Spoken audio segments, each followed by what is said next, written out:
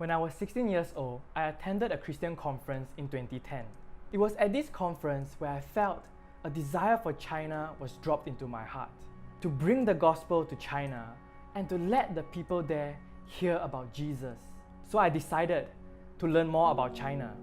In the following year, I attended junior college and I took a subject called China Studies in English to learn more about China's culture. But to be honest, there were many doubts in my heart whether I heard correctly from God or not. Because to a 16-year-old student, bringing the gospel to China seems too far-fetched and unrealistic. However, as I journeyed with God, I discovered there was a special grace whenever it came to Chinese-related things in my life.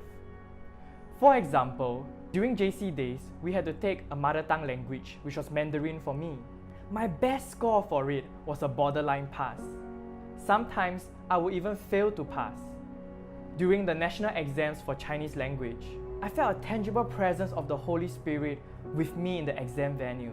We were writing the essay together and answering the exam paper as one. For the first time, I wrote the Chinese essay so smoothly. When the results of the paper came out, my Chinese teacher said this to the class: "There's a student in this class who does not deserve his grade." My teacher looked me in the eye and said my Chinese name. It turns out I got an A. In my teacher's eyes, he felt I shouldn't have gotten these grades based on my past performance. But with God, all things are possible. Another incident was during the national exams for China Studies in English. I read the timetable wrongly and I came 1 hour late for my paper. What was originally a 2-hour and 15-minute paper for 2 case studies and 2 essays became a 1 hour and 15 minutes paper for me. But by the grace of God, I scored an A.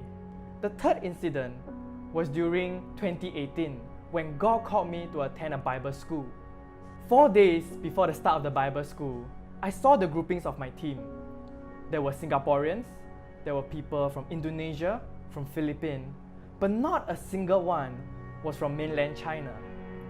I thought to myself, if God truly called me to go China, if God called me to go Bible school this year, then why wouldn't there be any mainland Chinese in my team? I was discouraged, but I decided to walk by faith. On the first day of school, after the typical rules and regulations briefing, the pastor announced there will be a change of team members. At that point of time, I was in Team 5, so I thought to myself, if Team 5 wasn't mentioned, I'm just going to ignore this announcement. Turns out, the pastor called for Team 5. I was transferred from Team 5 to Team 6, where there were 6 Singaporean students, and the other 7 were all from China. It was at that very moment where I felt the Holy Spirit telling me, "He who has begun a good work in us will see to its completion as well." In due season, everything will work out. We only need to believe. It was through all these life experiences where I discovered that God always has our back.